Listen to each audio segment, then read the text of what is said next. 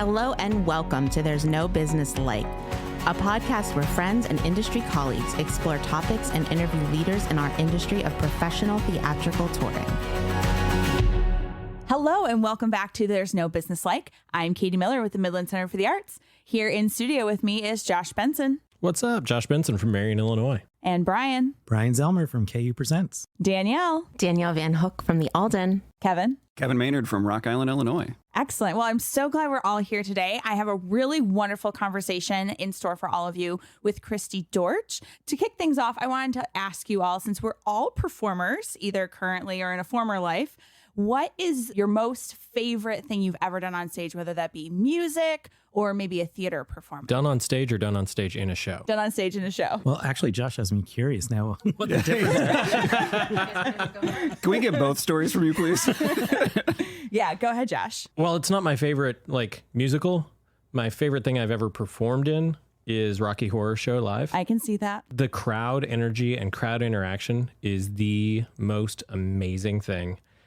The most challenging thing is when somebody gives a callback that you've never heard before and you're wearing a golden Speedo and you can't really contain laughter very well in just a golden Speedo. Why were you wearing your podcast uniform?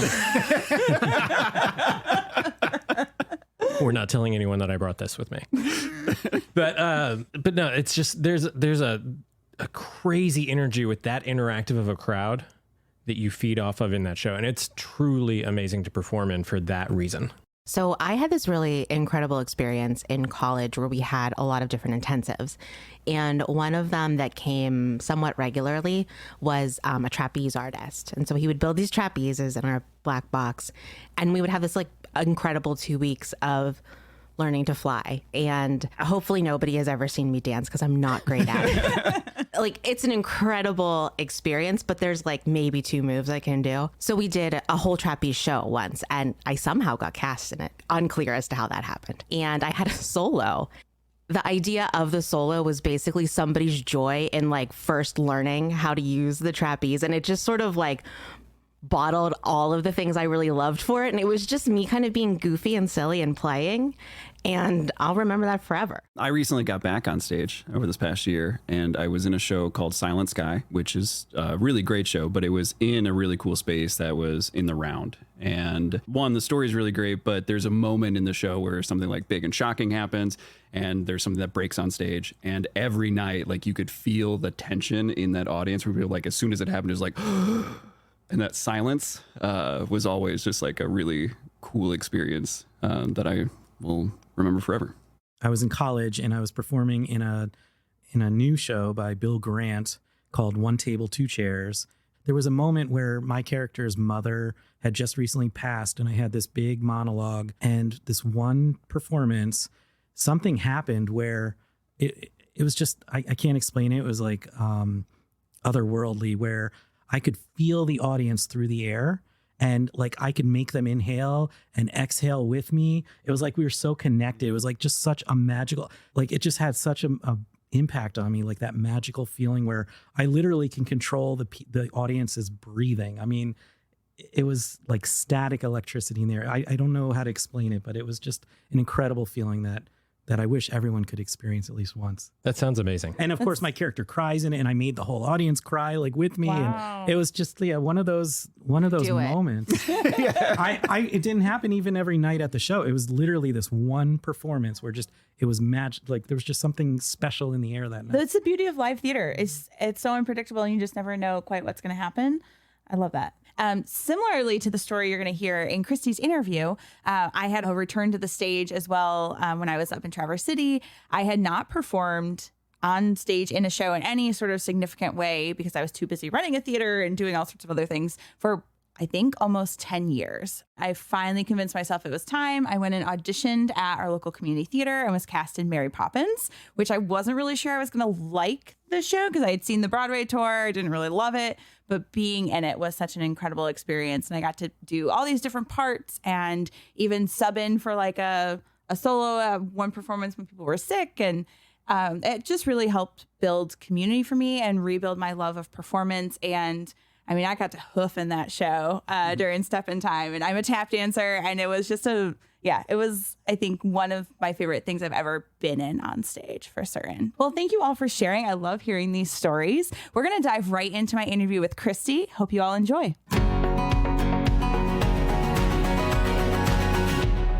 Hi, I am Christi Dortch, and my title sort of depends on what day it is. The overarching title for me is strategy consultant, though I have been a little bit of everything in the arts and in the for-profit world. Well, welcome so much to There's No Business Like. I am so excited to chat with you today. You have had a long and storied career, so I just want to dive right into it and ask you about your origin story. What was your path into the performing arts industry, and how did you get to where you are today? I started when I was 4 dancing, and I never stopped. I never looked back. I got into choir, I got into acting and school plays, and then moved from there and ended up being one of those people who knew from the time I was about 11 what I wanted to do with my life. And my degree is in performance, actually. I was a triple threat on the road for about 6 years. And in that time, did everything from Playland Park, which is where Tom Hanks' movie Big was filmed, to random resorts in the middle of Indiana, to children's theater that was touring through Florida, you name it. And during that time, I was really fortunate where I went to college to get my degree, which is Western Kentucky. They really focused on, you need to understand everything that goes into doing a show in order to be good at it and to be marketable. So I went into my profession knowing tour management, knowing tour accounting, how to put a show together, who all the players were. I did costume design, did lighting design. I was very fortunate. That education gave me work for a long time, but my family is all very creative, but basically accountants. That was what they did because they didn't really feed their creative side as much as I did. So I have the math brain too. And when I got tired of living out of my suitcase, I came back to Nashville and I just said, I want to find something to do here for a bit. And got really lucky with the Performing Arts Center looking for someone to lead their ticketing and customer service department. And took that on for a few years, moved up in the ranks, took over subscriber services, took over group sales, took over F&B, took over basic programming, alternative programming, and then ultimately Broadway programming. In the middle there somewhere, I left for like a year and a half and went to Westport, Connecticut to help reopen the historic theater up there. I have really been able to reinvent myself over the years, and I've had a lot of people who took the time to recognize skill sets that I might not have otherwise chased. So I had the opportunity to get in the middle of things that I'd never done before. And pre-COVID, I also had the opportunity to chase things that I love, which is new work. I love the idea of new work creation, how it develops, how it gets together, and how it comes to fruition. And I've been able to produce a couple of shows as well as get back on stage this last year. So, it depends on what day of the week as to what I'm doing. Wow, that is really amazing. And I love your return to the stage. That is, I think, something that folks that have been in the industry for a long time that maybe start as performers are a little hesitant to do later on in their careers. So what has that return been like for you? Oh, it was like the perfect collision of events. It just so happened that somebody that I think is one of the best creative minds was doing a new project for the summer. And he kind of got so many of the Nashville traditional actors out of retirement, along with a lot of the new amazing talent, and put us all on stage together. And it was a dream experience. So much so that I'm like, I don't know if I want to try it again, because that was really like perfect. It was a really great creative experience. I love that. All of those things that you've done from performer to moving into administration, what was your favorite role? What was your favorite part that you've played thus far in your career? That's like picking your favorite child. I'll pick one. As much as I love new work and as much as I love producing, as much as I loved acting, I really, really, really loved programming for the Performing Arts Center in my hometown. There was something very fulfilling about bringing art, bringing events to my hometown that might not have otherwise come. And it was especially fulfilling because being born and raised here and watching the city change and grow, I felt like I had sort of an insider scoop on how people were going to respond to things and at what pace they were going to respond to things. I agree with you. There is something, a programmer myself, there is something really special about that curation process and thinking about what your community is going to respond to. So, and being a native and seeing those changes happen in Nashville, what was that curation process like kind of over time? And did that change at all? Or what was kind of the magic formula that you found really worked for a time and place that you were in? We were always sort of walking that fine line of people are not necessarily coming to Nashville to see Broadway. They can probably do it somewhere closer to home, or they'll go to New York. So we really had to focus in on our in-city audience or the bedroom communities. But then we could have special pop-up events, and those could actually bring a tour to us, like whether it was a group tour or tourists or different people coming to the CDC. We just had to look at like, hey, AIBA's in town. We should look at doing something that's going to appeal to that group that they might not otherwise get. Americana Fest is in town. We should do something that's focused around that. And the other side of that is that there is an expectation when you're visiting Nashville of what you're going to get. I'll blow the first one out of the water for you right now. Everybody who was born and raised in Nashville does not like country music. I am sorry to break that to you, but they don't. I love any kind of music. To listen to my iPod on any particular day makes you go, what are you listening to? Because it could be opera, it could be Hank Jr., you don't know. Anyway, what was most challenging about curation over the last 20 years was, where's our niche?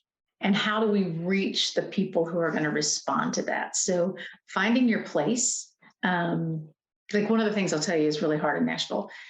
Mass marketing in this city, it's challenging. Nashville is still very much about relationships. It is not Chicago. It's not Atlanta. It's got a lot of people. It's got a lot of art. It's got a lot of class. But people know people. Like you can still go into the Walgreens and somebody go, how you doing, Ladybug? Mass marketing is not going to appeal to that. Sure. Being one-on-one with someone is. And so that sort of curation of really listening to your community, because you had to hear what they were saying in order to get them in the building. And what is that balance then of listening to your community, getting input, talking with folks, and they say, hey, I'd really love to see so-and-so on the stage, or can you bring in this show or whatever? The balance of then saying, well, I want to push the envelope a little bit, or I want to introduce something new that we haven't seen before. What is that balance? I think this is a conversation we have actually quite frequently in the industry. It is. For me personally, it became about trust. I had a collective group of people, whether it was my concert goers or our Broadway people or whatever they were, that I could bounce off and go, do you think the people you know are ready for this yet? Because we're ready for it. And there were times also that we just pushed the envelope and we just said, if you're not ready, the rest of the world is, so we're going to push. We're going to challenge you. And so my philosophy of programming often was, I need you to trust me, not only things you know the title of. And so I really did what I could to make sure, whether it was one of our resident companies and I really wanted to lift them up, or it was one of our local theaters or a new project, to try to be the person in the community saying, look, here's why I think this is important. Was there a moment where that really worked and, everyone, you had like a surprise hit on your hands? And then on the flip side, maybe a moment where that went terribly, horribly wrong. The one that I'm thinking of immediately for the terribly, horribly wrong, I'm afraid I'm not going to mention names because it was terribly, horribly wrong because no one came. It was not my field of dreams. I finally got buy-in from the board and staff, and I started this little very intimate music series. And it was meant to challenge. It was meant to really feature not legends like, giant things where they're going to charge $200 for tickets, but legends that you might not know the name of, but you should. So it really was the Just Trust Me series. There were people who trusted me, but it wasn't enough to maintain the series. So it was really hard to let it go because the people who attended were passionate. They knew what they were getting. They wanted it to continue. And to have to be the person to go, unless you're going to bring 10 of your friends next time, it's not going to happen. But then there are things like, we spent, it will go unnamed as well, but we spent almost a year trying to explain to our supporters, look, we're going to bring this show. It's going to challenge people. It's that there are going to be unhappy people. We just need to face it. We need to prepare ourselves for it. Our job is not to prescribe, it is to describe. I'm not going to tell you what you should see. I'm going to tell you what's out there and hand it to you. And then I need to have a conversation with you if you don't understand why we brought it. But I'm not going to prescribe to you. That was the surprise thing because we were all prepared. I mean, I was there from an hour before show through intermission and after the show every day going, okay, I'm ready. I'm ready. Just come out and yell at me. Who's going to yell at me? No one came out and yelled at me. I mean, at the end of the run, we were like, what just happened? Did we make it through that with nobody upset? Okay. And it taught us, okay, we're being a little overprotective. Got it. So in this current moment, where do you see programming going? We're post-pandemic, really for the most part. So in terms of, Nashville and kind of beyond, I know you're really tuned in with what's happening across the country. Where do you see programming going? Do you think folks are going to still want to take some risks? One of the reasons it's hard to say what I'm doing on what day is because when COVID hit, of course, there was no need for programmers. So after a bit, I started my own consulting firm. It was really focused on helping nonprofits through the last 2 years. And it was focused once we started reopening on how do you reopen? How do you respond to safety concerns? How do you deal with the customer base that only wants to come out if it's this artist and you don't make them wear a mask or, it's just a million questions. So it was the strategy of who's your audience? How are you getting them back in the building? How are you continuing to build a relationship? And how are you going to keep your doors open? It's not just about, I got my doors open. How are you going to keep it? The interesting thing is I think people want to come back out, but they're being a bit more selective about where and when and who. So as a programmer, it's really challenging to know, am I top on somebody's list? They may have been coming to me for years. They may have been one of my reliable customers. I always send my mailers to, whatever. Is it going to be me they're going to come see, or is it going to be Keith Urban? What are they going to choose? People are going to go if it's a huge show, or if it's this may be the last time I see this artist. Oddly enough, and getting out with thousands of people rather than, a smaller intimate theater. And then if there was somebody really good who was in a 500 seat theater, they'd be like, I'm going to wait till next year. This is the hardest period of time that I've ever seen in predicting how customers are going to respond. How do you end up not taking that personally as a programmer? Because you have to make these choices, right? And kind of like draw a line in the sand and say, we're going to present these things and, we'll see what happens. How do you then not take those consumer choices personally? Oof, I don't think that has anything to do with COVID. I think as a programmer, if you do take it personally, and I think we all do, you have to kind of let that just go and keep going forward because once again, strategy, it is not about today. It is not about this one event. It is about what we're building to tomorrow and what we're building past that and where we're going. Because where you're going and having a vision in mind, the entire organization is like, this is what we're trying to do.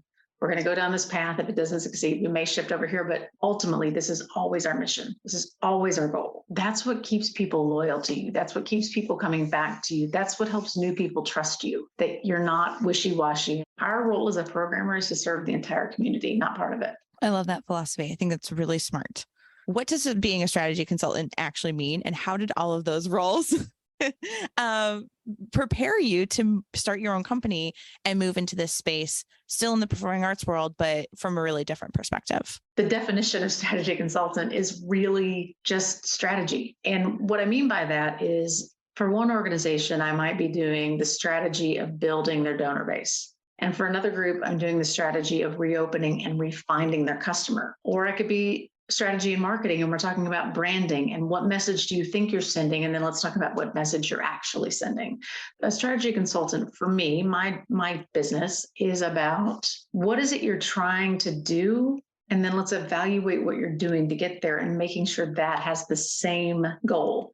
Because you can have this great plan over here and this goal over here, and the two never meet. My career has really opened up the opportunity for me at a very high level to look at things and help people understand you're doing a great job of getting where you want to go. Let me help you finesse it. Or being able to go, I hear you, but that is not, you think you're saying this to your customers or to your donors, you're not saying that. It's interesting. I've had a couple of people recently ask me about, I don't know why this has come up recently, but, how do you do all these different things? Why have you done all these things? Why would you do this? Why would you go into food and beverage when you never did that? And I'm like, it's just another role. It's learning how it works. It's understanding the ins and outs and then going, oh, well, that would work better if we tried this. So when might an organization want to bring in a consultant like you to help them with a project or a process? It's a really awesome question. The easy answer, and I guess nothing's really easy, but I think the easy answer to that is that if you're in a space with your other collaborators or staff, whoever it is, whoever's in the room collaborating with you, if you find that you have the same goal in mind, but none of you can seem to get to the activation of this task or that task or this task without people being like, why am I always compromising? I don't see it this way. If you find that you just keep hitting the wall, and it doesn't have to be a bad wall, it could be just like 3 out of 4 of you agree, and it continually is 3 out of 4 of you rather than 4 out of 4 of you. That's probably when you just need an outside perspective to look at what you're trying to do and go, oh, and 9 times out of 10, it's communication. It's the way you talk, and it's the way you present something that just isn't digestible to someone else. It doesn't mean it's wrong. It doesn't mean they're wrong. It's the way you're framing it, the way you're putting it in perspective for someone that they can't see. Frankly, like coming out of the last 2.5 years, I feel like our communication skills are a little rusty. Oh, We've had to communicate in such a different way coming back in person. Like, are you seeing that you really have to do some coaching around just having face-to-face interaction? yeah. Well, I mean, it's something as simple as people getting used to, I can see all of you. I can see that you're fidgeting. I can see that you're, pushing your shoe on and off. I can see that you wish you were in your shorts and not your dress pants. But it's so fascinating because one of the things I also studied in college was body language, which was very helpful as an actor. And I had not realized how helpful it would be in the corporate world. This coming out of the pandemic and this coming out of video, and we're able to redo our background if we want to. We're able to only dress from, the neck up. We're able to whatever that able is. When we're no longer able to do that, our communication style sometimes changes. I have watched people in a room together, like once they're back person to person,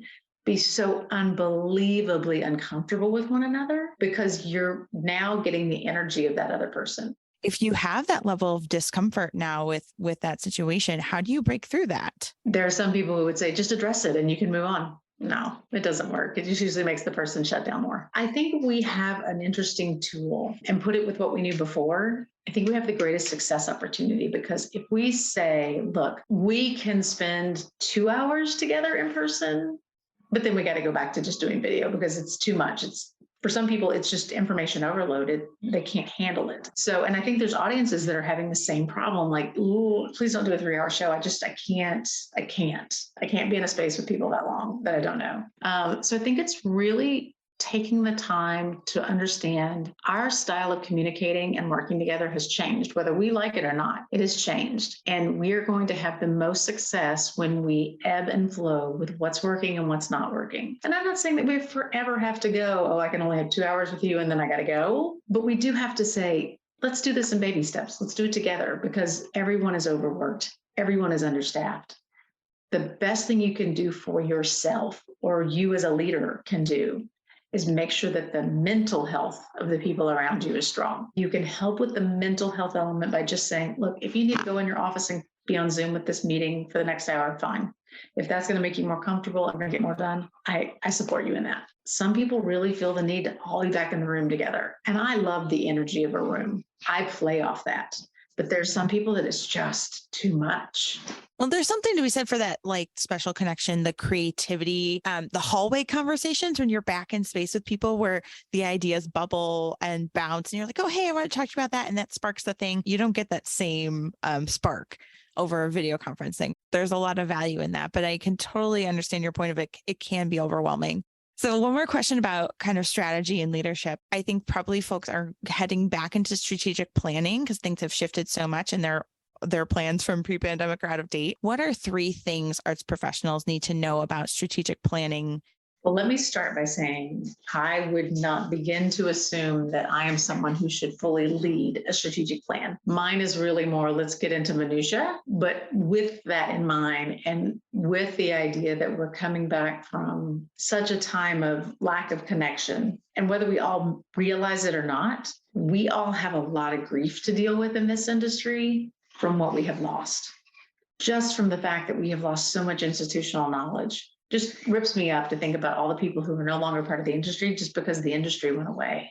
Going into strategic plan, let's talk about what your strengths are, not your weaknesses. I don't like the negative terms, but where are your strengths and where are the strengths of everybody else in the room and how do you make them come together? Figure out what your mission is. And the third thing is, who is your community? Because it's not just you, it's not just your people who've changed. Your community has changed as a result of the last 2 years. And they're talking in a different way and they're absorbing marketing in a different way. They're thinking about philanthropic giving in a different way. If you don't know who your audience is post-pandemic, it doesn't matter what your mission is. You know, one of the things that the arts does so very well is it communicates opposites in a way that doesn't say it's bad. There are going to be people who have different opinions than you. It's okay. But I'm pretty comfortable saying the last 2+ years has made it not okay. The distance, the lack of socialization, the solidarity that's happened, we've lost the middle. We've completely lost the ability to see gray. And the arts is the piece that brings gray. And we get people in a room together that might not ever be in a room together. We have to figure out how to get back there with audiences that are as polarized as they are. This is an audio podcast, but I'm giving Christi snaps people. on I'm getting that. snaps. So Christi, let's switch gears a little bit. So we actually know each other through the network of state and regional presenters consortiums, through my work with Michigan Presenters Network and your role as executive director of Tennessee Presenters. So what exactly is a presenters network? And can you tell us a little bit about the goals and objectives of Tennessee Presenters? Yeah, once again, things that have changed a lot. So most of the presenter consortiums have been about what's called block booking, which is the idea that you can help move an artist or an act across your state or across your region in a way that makes it less travel show to show for an artist, which helps their costs and helps their just rest and ability to recover. But it also helps the presenters in all these organizations get a lower fee, negotiate better rates, because you're not just getting me, you're getting 4 of me.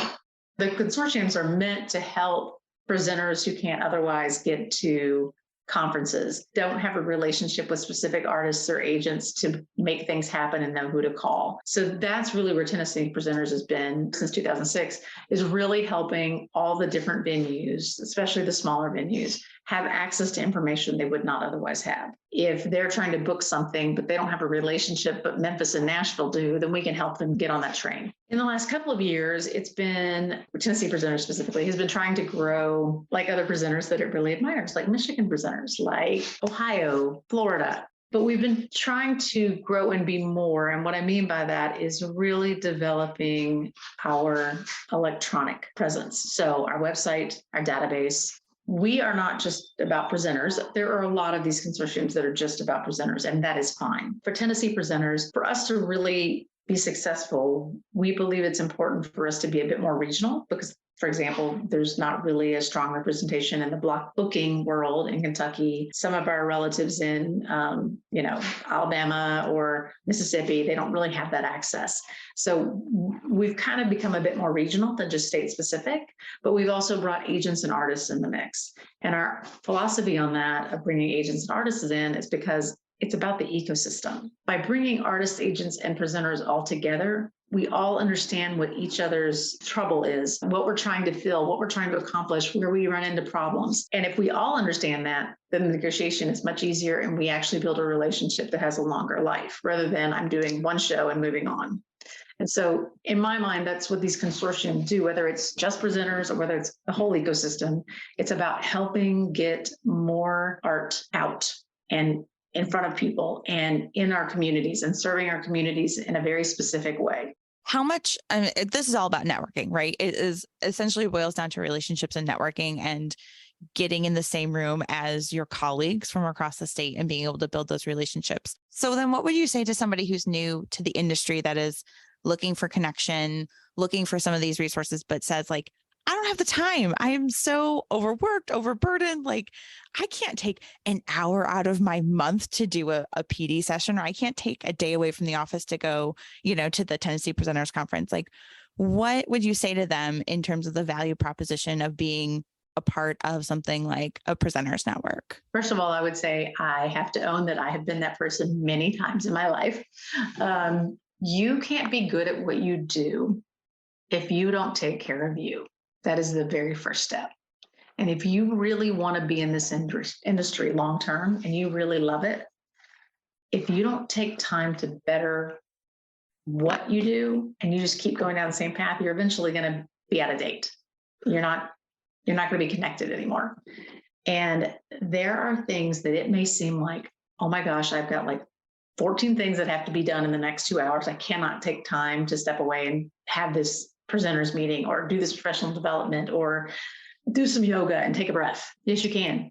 Yes, you can. Those 12 to 14 things will be there when you get back. The difference is you'll come back to those 12 or 14 things having talked to people who are up against the same things as you. And I cannot tell you, I'm assuming you'll feel the same way, Katie, that, even our meeting that we had last week, just hearing other people say things that I'm like, oh, thank God it's not just me. Okay.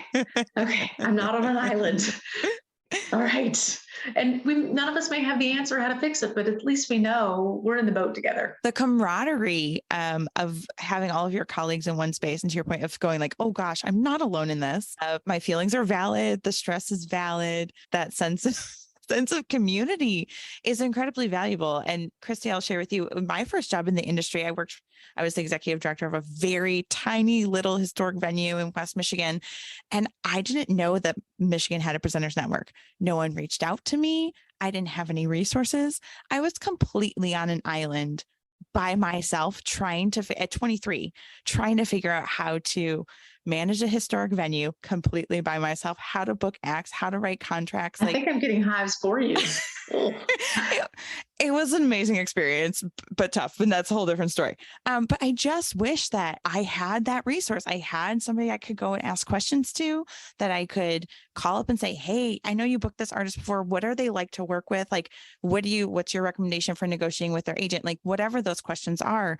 I just think the relationships, the PD, the networking, the camaraderie is like totally worth that hour a month or 2 days out of your year or whatever that is. The connections, the relationships are incredible that you get out of it. You learn so much and it furthers your career. I'm a huge proponent of taking time for PD, whether it's virtual or in person. I just think the learning never stops. Things constantly change. And how do you keep up with those changes unless you're taking time to listen, learn, have conversations? Well, yeah. And I mean, I think it goes back to where we started this conversation that, as I said, I would not claim to be someone who can lead a whole strategic plan, but I am one of those people that can step back and do a professional development, go, look, I understand where you are. I've been there. Let's get a little higher up. Like, just take a step, take a breath, move a little higher up and realize that some of the minutia you're fighting through doesn't actually matter. 2 weeks from now, you're not going to think about that. Let that go and refocus. Yeah, it's a great reset, and going back to like thousand foot view of like why we do what we do. So I really do think that a presenters network or any service to the field organization that you want to be a part of is a worthwhile investment of time and energy. It is indeed. Think back to the start of your career, maybe when you're like graduating school, heading out on the road for the first time. What do you know now that you wish you had known then? I wish I would have known how fast things change and how impactful little things that you do can be. And I'm not just talking about from stage, but with your fellow cast members, with your fellow team leads, whatever it is, that sometimes taking that moment in a field that's constantly changing to say, I see you, I hear you, I'm in this with you, how can I help? We all got into this for a reason. We got into this because we love live events and the arts and having an impact for our community. We love seeing that one kid who writes a letter in crayon that just changed his life, or, that one adult. We've done a couple of adult programs through the years and brought people into theater for the first time to watch them see this and to interact with it. It was like, oh, right, that's why I'm doing this. And whether, I'm on stage, backstage, arts admin, whatever it is, remembering how fast things change and the impact you can have is why we do what we do. Love that. So what do you like most about working in the industry today? I have to say the people. It sounds so cheesy, but it's a different group of people. Like whether it's, once again, the actors, the managers, the whoever, but to watch other people be passionate, even our consortium calls, just to watch people start to interact and see them light and see what it's like. I love these people. Well, Christi, thank you so much for taking all of this time today. I have so enjoyed our conversation.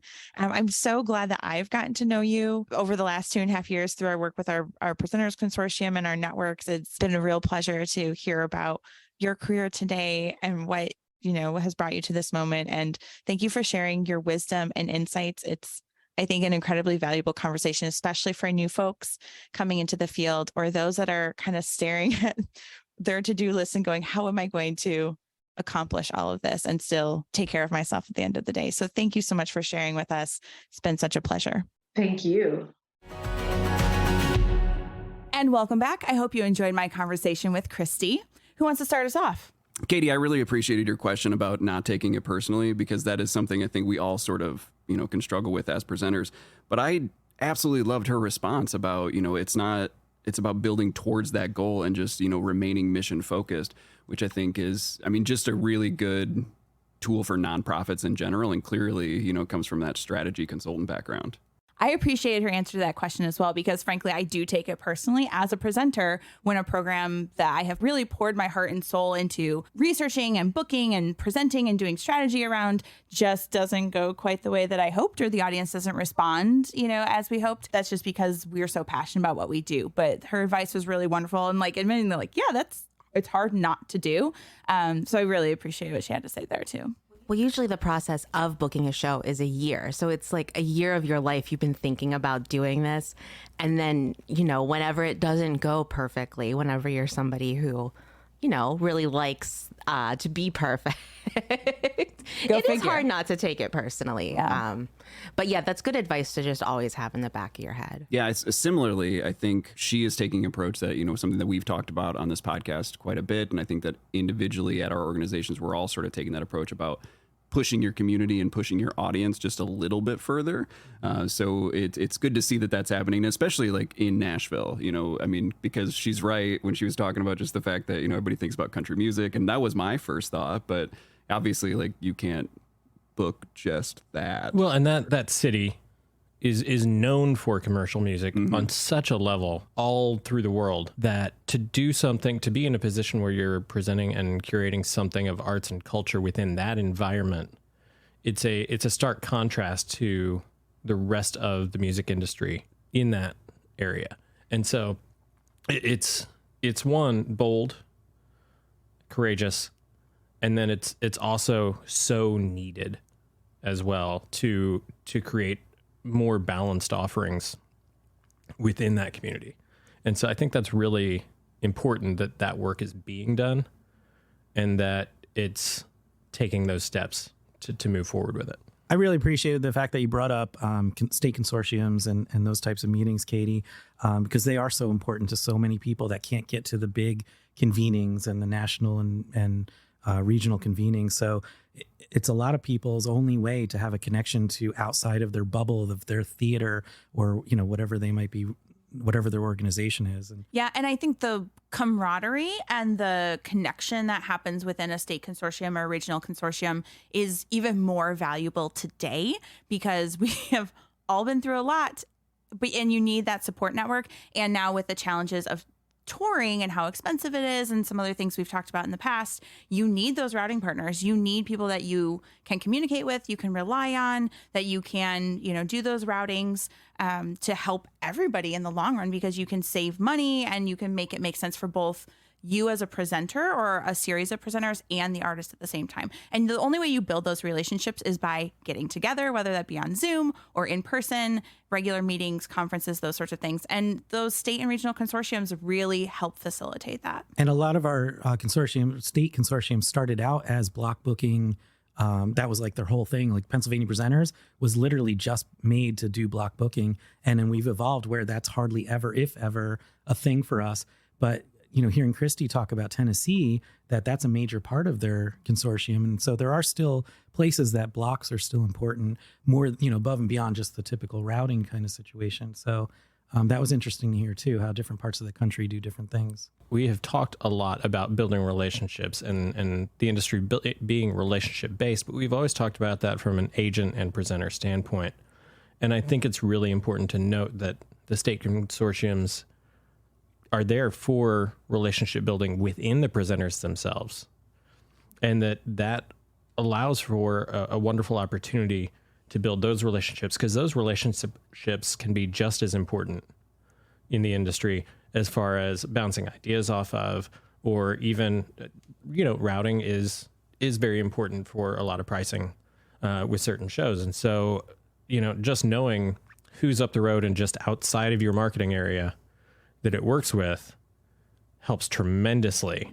Yeah, I certainly, as a youth and family presenter, I have 3 to 5 partners in state where we're all outside each other's radius clauses. We all book very similarly. And I would not have those relationships without being involved with the Michigan Presenters Network. Also, personally, I've just developed some really wonderful friendships out of that work. And so I'm really grateful for everything that network has done for me. And as now past president, I, have really tried hard to facilitate that for others as well. It's important within a state consortium, but like geographically for me, I'm pretty disconnected from a lot of the rest of the state of Illinois.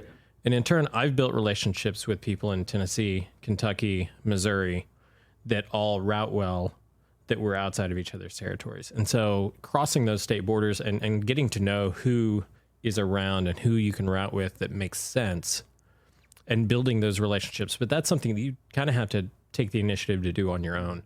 It took me a long time to learn that I needed to do that. And I now have those relationships, but it took me a long time to get there. Yeah. So another thing that she was talking about in being a strategy consultant, and that most of some of the things that she's working with organizations about is on communication. Her observation about what has changed since the pandemic, of everybody wanting to be back in a show and wanting to come together, but having like these very real time limits on just like their ability to be present in like an in-person situation, is something that's really interesting, that I think really honestly existed before the pandemic, but nobody wanted to admit it, right? Because we're all hustling and we all are gonna sit in that 6-hour meeting. But it is so nice now to be able to have a conversation like that, that's like, actually, I just need to go and be in my own space. Bouncing off of that, the change in interpersonal communication, being in person, being virtual, having to like actually talk about communication, and the work that Christi has done with some organizations, I thought was really fascinating. Like, we don't think to talk about communication and our own interpersonal communication styles, but man, coming back in person into our offices, into our spaces, collaborating again with partners, it has really changed how we relate to one another. So I really appreciated everything she offered up in that vein during our conversation as well. I just wanted to thank Christi for all of her time and for the wonderful conversation. I know I personally really admire her and really had a wonderful time chatting. So thank you all for joining us today on There's No Business Like, and we'll see you next time. All right, everyone. Thanks for listening to There's No Business Like. Our producers and hosts are Brian Zelmer, Josh Benson, Kevin Maynard, Katie Miller, and me, Danielle Van Hook. Views expressed in this podcast are ours alone and are not reflective of the organizations we are a part of. Keep up with us at nobusinesslike.com. There you'll find links to all of our episodes and socials. If you like this podcast, give us a like, a follow, a review, or our favorite, a 5-star rating. Oh, wait, what was that site? I got it, don't worry. It is nobusinesslike.com. Do I sound out bus-I-ness every time I type it? Yep, sure do. Stay in touch, my friends. I can't believe I gave the story about me in a golden Speedo. And here I come with Mary Poppins. Yeah, I'm like that. Did I get a picture of that? Yeah, can we find that? No. Are there photos of this? Yeah, seriously, we photo got of to Josh and No, Gold they're I want to literally- send it to for Berry socials. Hunts. And like, Yeah, we need more viewers. I think it would really help.